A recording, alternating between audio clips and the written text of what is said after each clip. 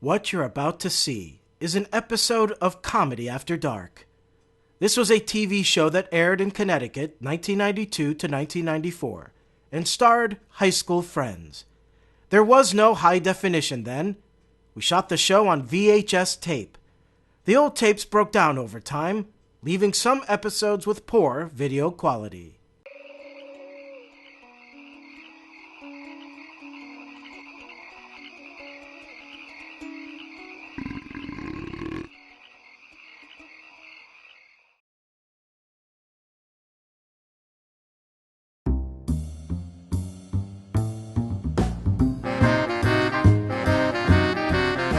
From the basement of his own home, it's the Comedy Hour, starring Mike Burke.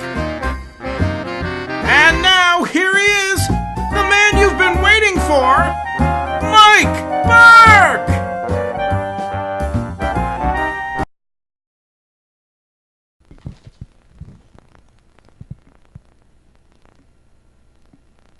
Hello, and welcome to the Comedy Hour.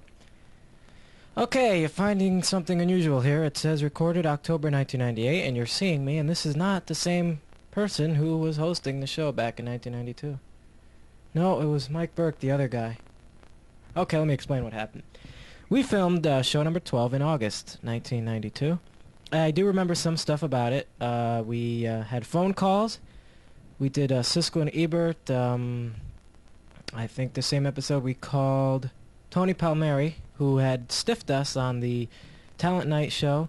We were very upset about that right at the last minute, about 2 minutes before we were about to film, he canceled.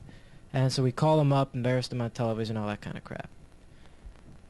Well, anyways, the episode did not come out too good. If I remember correctly, it was all wavy lines. It was just real crappy. There was nothing I could do. So I think we saved some of the audio from it, such as the Tony Palmieri phone call, used it on another episode. But the entire show itself had to be thrown away. I remember a lot of stuff, too, that we did at that time that I think didn't come out. But anyways, what I've decided to do is film a new special episode to replace show number 12, so that way in our little Comedy After Dark video collection we don't have a missing space because show number 12 is gone. So what I decided to do today is some comedy I've been saving since the show ended back in June 1994. And I have my little folder here, and we're going to show you. Let's see what we have in the little folder here. Maybe there's some comedy or something. Okay, my cast is huge, by the way. I mean, look at everybody here. It's just me. Okay, these are some articles I have. What are you doing? Hit it.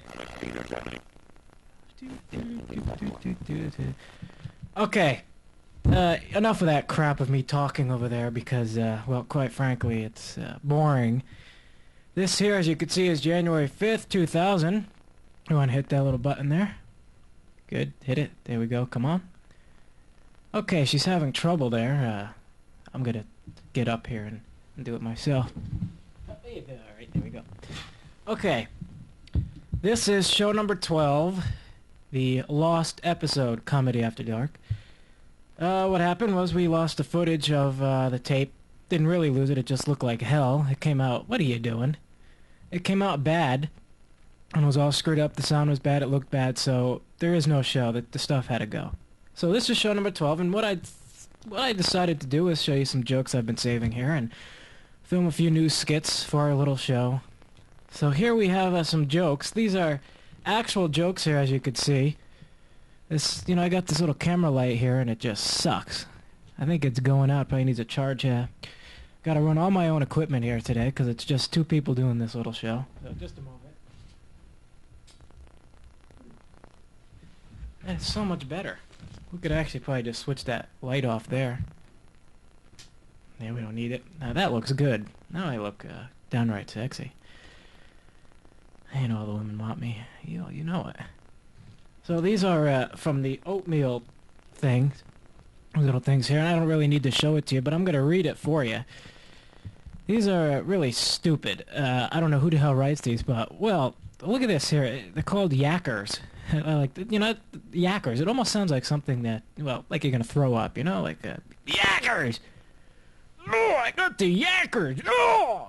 I mean, All right, so here's the questions we got. How is a burning candle... What the... Oh, okay. How is a burning candle like thirst?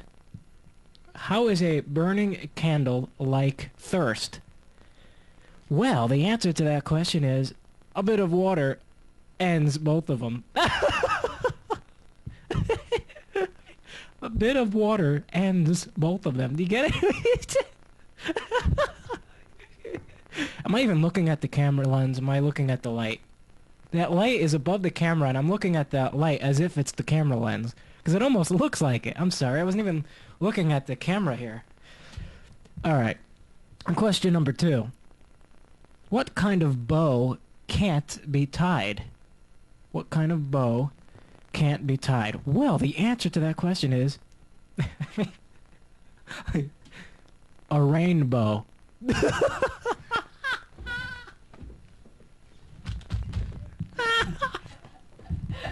A rainbow. Oh, God. I wish I wrote that one. All right. Oh, guess what, Ryan? There's a third one. On this, a third yacker. Wow. I mean, this is fabulous here. What is never out of sight? What is never out of sight? You want to repeat me? What is never out of sight? Okay, get this one here. The answer. Oh, God. The letter S.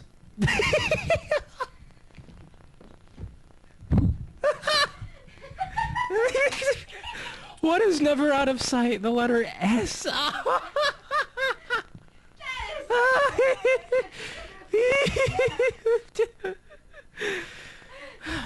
Alright, moving on. Oh my God. It can't be. Look at this. Another thing of yackers. I mean, how... And look, it's off of Fruit Madness. I mean, it's... Ooh. Yak it up. I mean, yackers. This is just... Oh, I mean, yak it up, yak it up. Okay. I mean, I don't know. This is just funny. Too funny. I mean, could we handle 3 more? What goes up and down but doesn't move? What goes up and down but doesn't move? Well, the answer to that one... Let me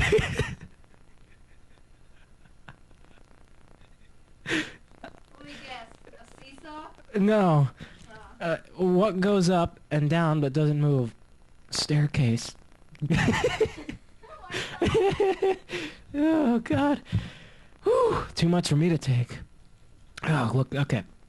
What bird can lift the most? What bird can lift the most? A crane.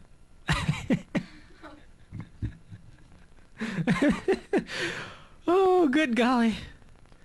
And finally, the third one, like we could handle enough. I mean, my stomach is just too... Oh, God, I'm gonna pee my pants. I mean... What 2 things can't you have for breakfast? What 2 things can't you have for breakfast?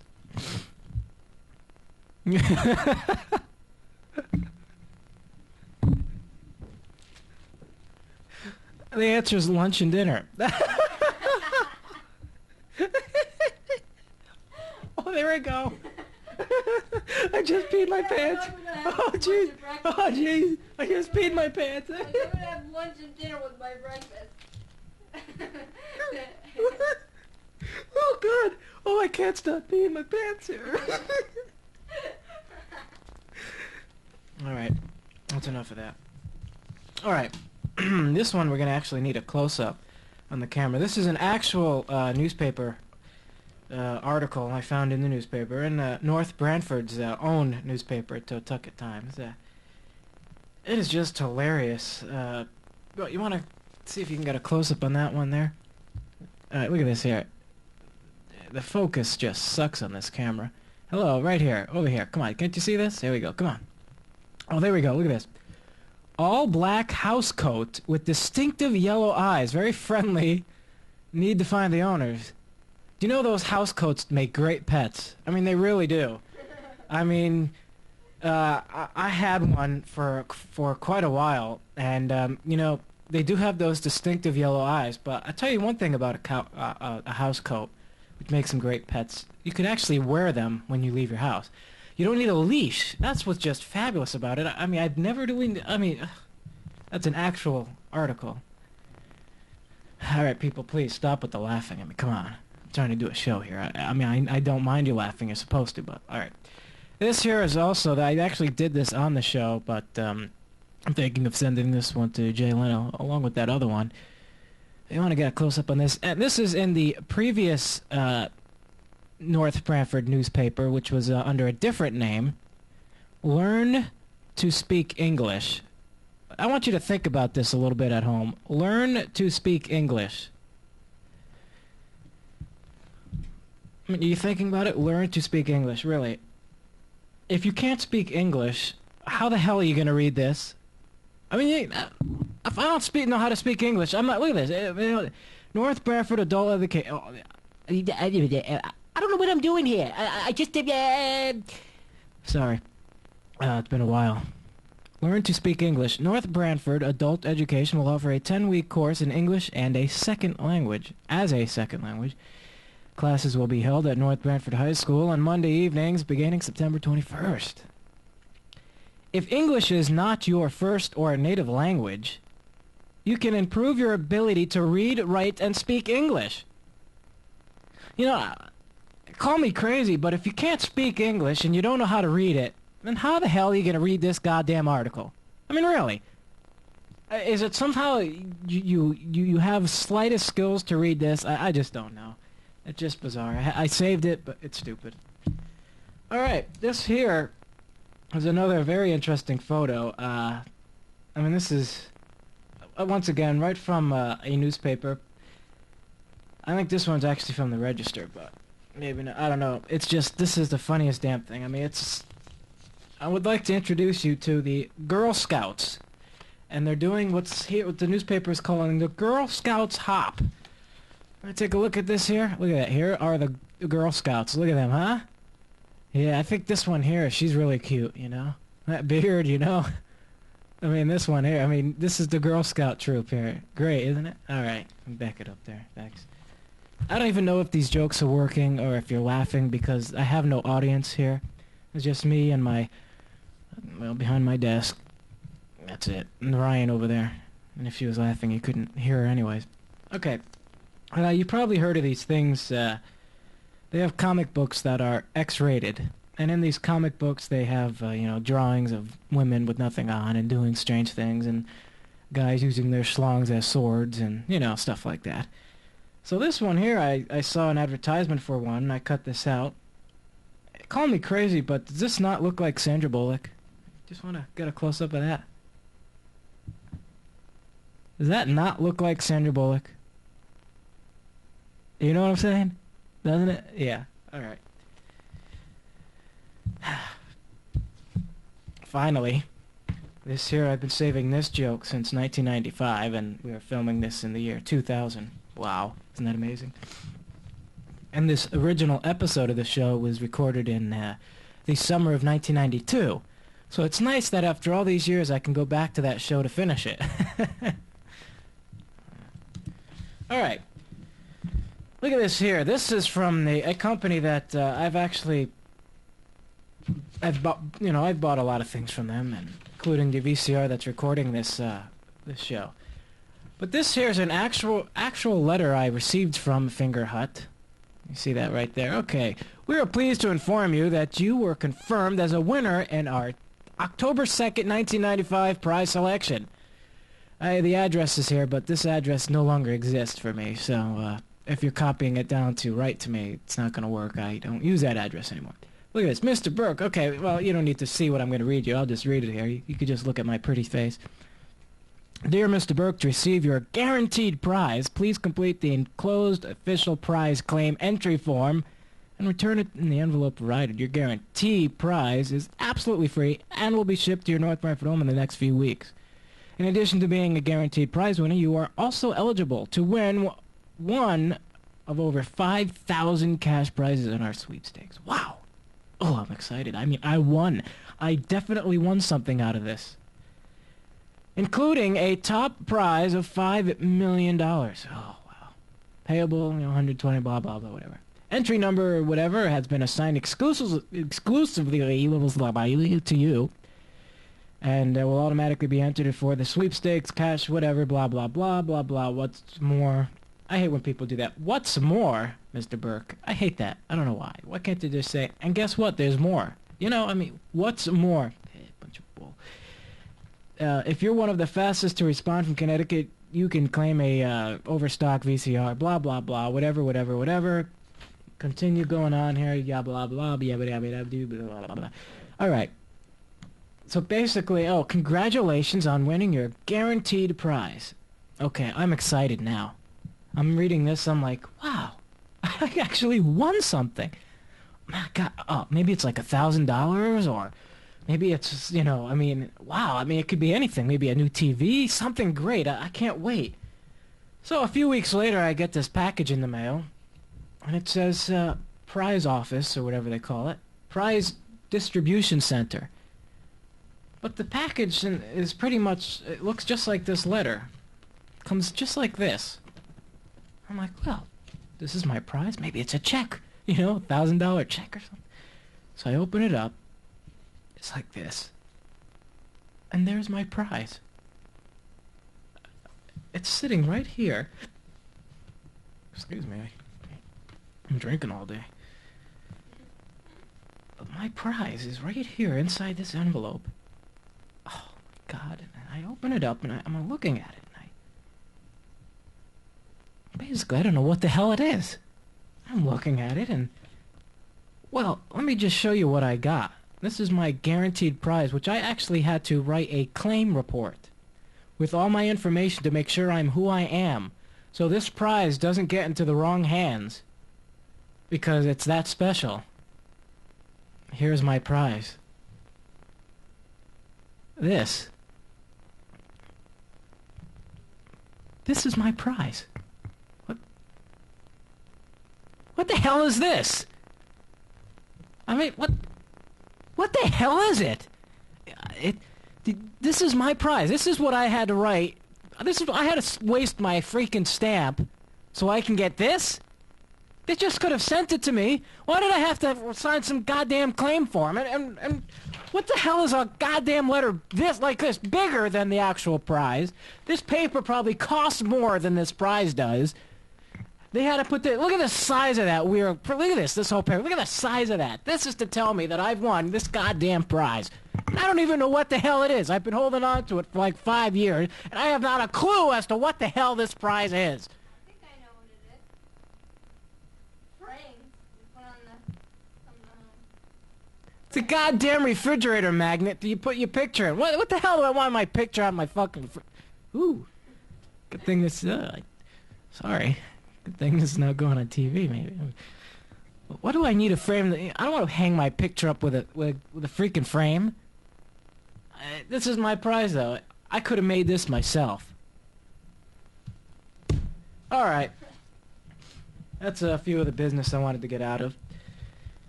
There's a few little skits we're going to be doing. All improv, nothing really planned too much. Just to fill up the time that was once show number 12. And, this is good practice for me because I do have a new show called it might be called the Mike Burke Show or the Mike Burke Special Report. I don't know. Always mating each other, just like teenagers.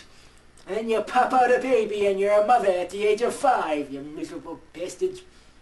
But Your Jay, I grandmother wonder was 50 why. years old when she had a kid. Jay, I wonder why.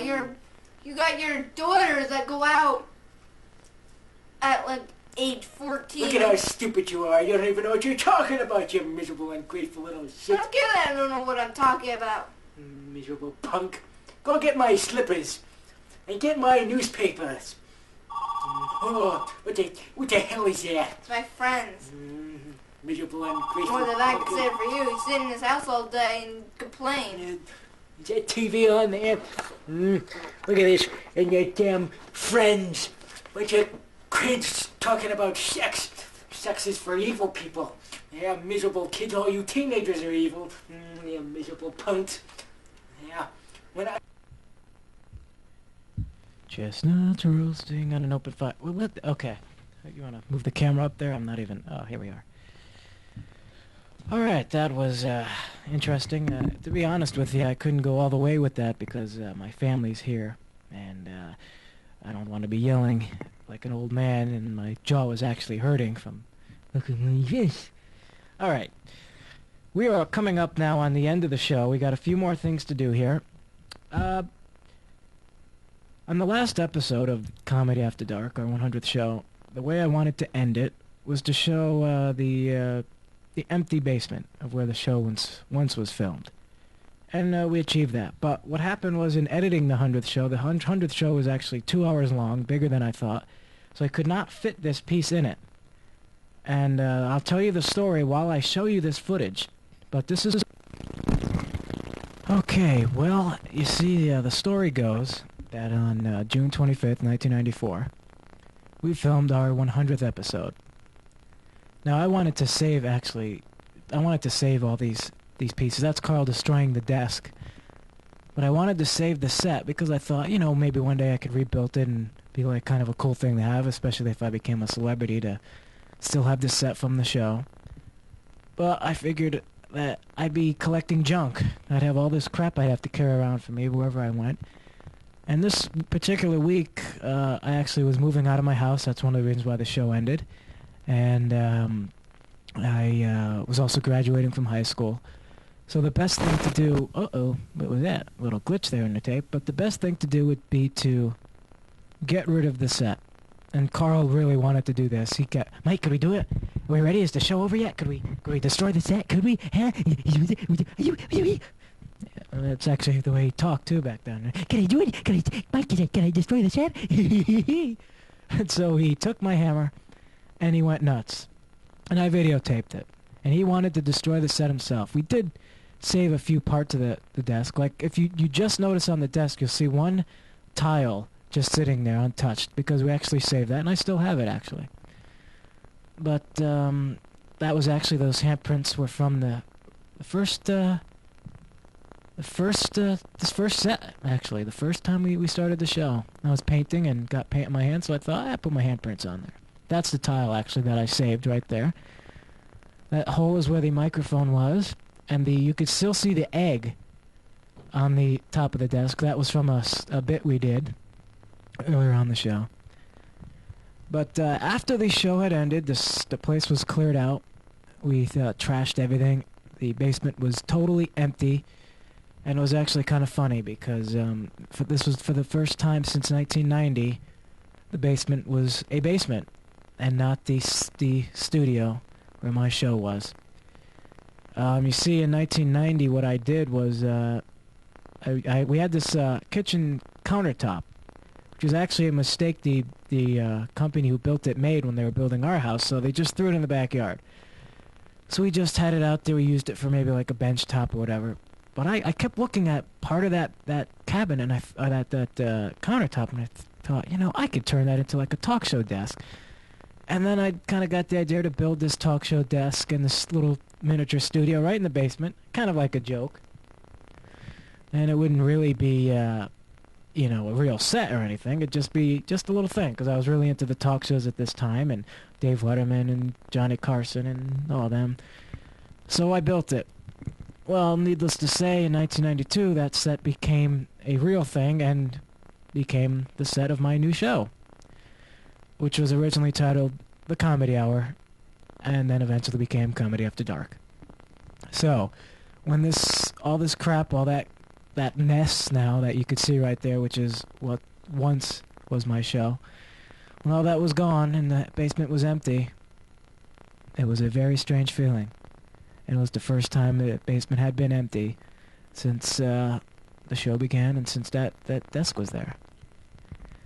And you see right there by the staircase is a curtain. Well, ever since the first episode of the show, even before that, I had put a curtain up just to kind of separate the halves of the basement, because my bedroom actually was over on that side. And I just wanted to kind of a separation. So with those curtains being taken down, it was just this open basement, and it was very strange. And I still remember this night, in this moment I was taping this.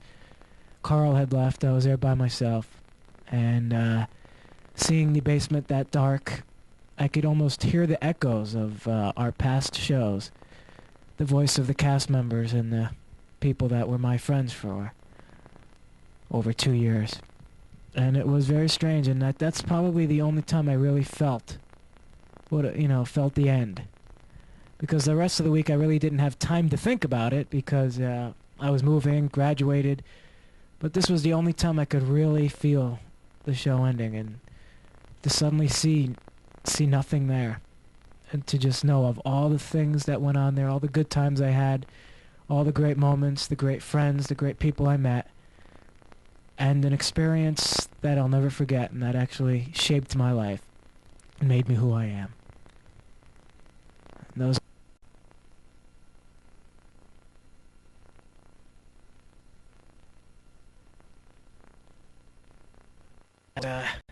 the footage we had, I actually did use some of that in the end of the 100th episode, but Ryan did remind me of that we used to actually play down there, and where my bedroom was, and that was in the corner of the basement behind where my talk show desk was. Before that became my bedroom, we'd have like little towns set up and stuff like that, and we'd play in there, and there was no heat or anything. I remember it being freezing cold. All right. Well, I want to thank you for watching this show number 12, the missing episode. It actually has taken me a long time to finally get this done. I kept putting it off. I wanted to get some of the old cast members back, and they were going to do it, but I just had to get it done. So coming up now, to end the show, a few months ago, when I was finally finished editing all the episodes of the show, because I went back to re-edit everything, show 1 through 100, all of our movies, and what I did before, just to make sure I saved all the original tapes, the tapes that were used to tape every episode of the show. I had them in a box, and I just wanted to be sure that my new copies of the show were all set before I got rid of those original tapes. And what I had to do was I had to watch everything back, make sure it was good. I wanted to add titles to it. I added some new music. I got rid of some things that should have never been in there, cleaned it up the best I could. So it was time to finally destroy these tapes, and I did not want these tapes ending up in the wrong hands because you never know, someone who might try to go steal it, save them. You know, one day I get a little famous, and they're like, "Hey, look what I found here," and they start selling copies of Comedy After Dark, you know. It's like, "Hey, guess what, folks? I got a little show here for you." Telephone. It's always... How are you doing? I'm just rolling around in all of our old shows. Actually, I'm kind of stuck. Can't really get out of it.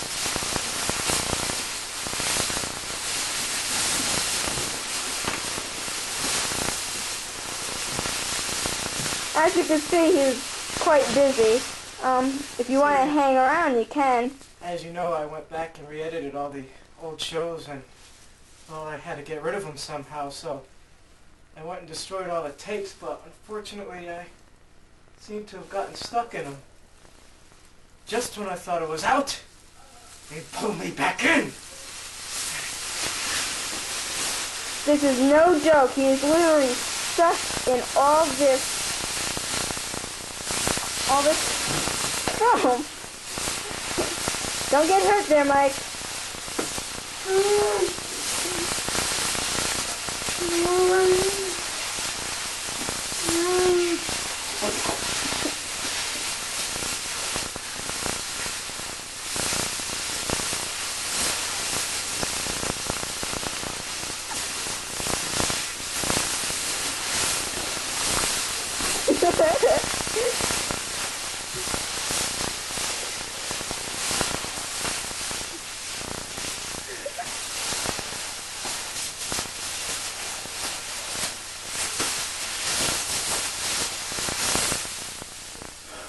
And he's still stuck. Actually, he looks like he's wearing a dress with boobs.